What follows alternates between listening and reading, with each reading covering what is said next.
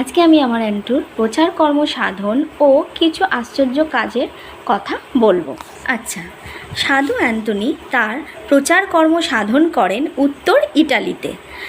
সাধু ফ্রান্সিস ও তার শিষ্যদের মতোই তিনি এক স্থান থেকে অন্য স্থানে যেতেন এবং গির্জা, বাজার, ঘাট বা রাস্তায় যেখানেই সুযোগ পেতেন সেখানেই বাণী প্রচার শুরু করতেন।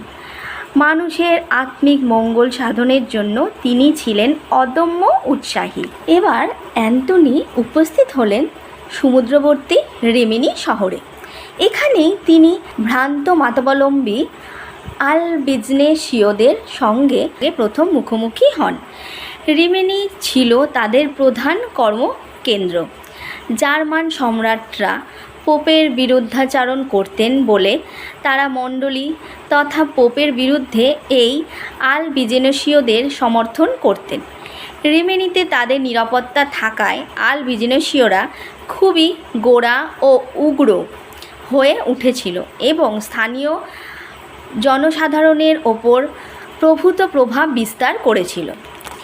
এই আলবিজনেসীয়রা জনসাধারণকে বিভিন্নভাবে বাধা দিয়েছিল যেন তারা সাধু অ্যান্টনির ধর্মপ্রদেশ শুনতে না পায়।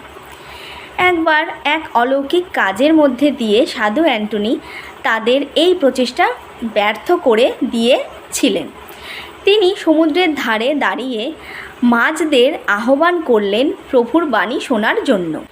সঙ্গে সঙ্গেই বিরাট মাছের ঝাঁক সেখানে এসে জল থেকে মাথা তুলল, যেন সাধু অ্যান্টনির বাণী তারা গভীর আগ্রহে শুনছে। পরে তিনি তাদের আশীর্বাদ করে বিদায় দিলেন। এই অতি আশ্চর্য ঘটনায় তার বিরোধীরা নিরুদ্যম্য হয়ে পড়ল এবং সাধারণ লোকেরা দল বেঁধে অ্যান্টনির ধর্মপ্রদেশ শুনতে ছুটল।